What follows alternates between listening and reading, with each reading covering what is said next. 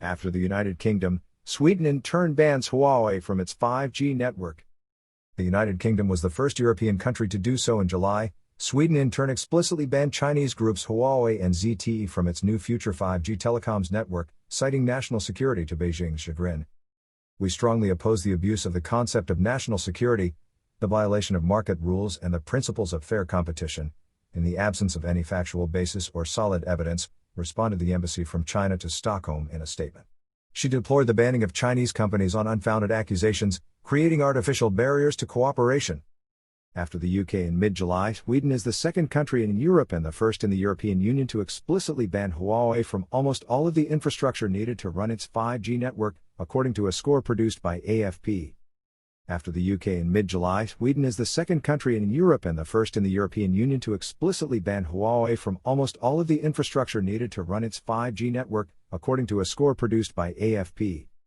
The homeland of Ericsson, Huawei's main 5G competitor with Finland's Nokia, made the move following a review by its telecoms regulatory authority, associated with the military and intelligence, aimed at ensure that the use of frequencies does not endanger the security of Sweden, the Swedish Telecom Authority, PTS, said in a statement.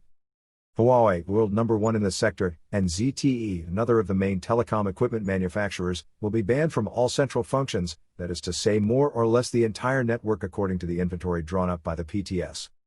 The new installations in the central functions must be carried out without the Huawei or ZTE suppliers, she ordered the candidate operators at 5G frequencies.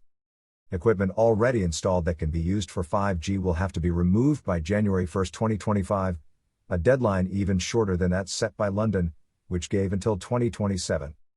Washington in action. The United States is the leader of the campaign against Huawei, with the spectacular ban of the Chinese group by U.S. President Donald Trump in May 2019.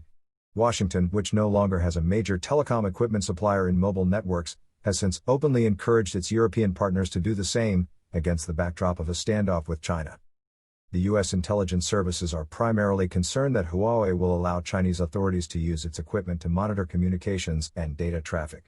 Huawei says it would refuse any such request from Chinese intelligence. Japan and Australia, two close allies of the United States who aspire to an Indo-Pacific axis to counter Chinese ambitions, have followed suit. European positions remain widely divergent and the recommendations taken by Brussels, which gave the green light under certain conditions, are non-binding. France, without having expressed it publicly, has in fact banned the use of Huawei equipment for 5G in very dense areas, all major French cities.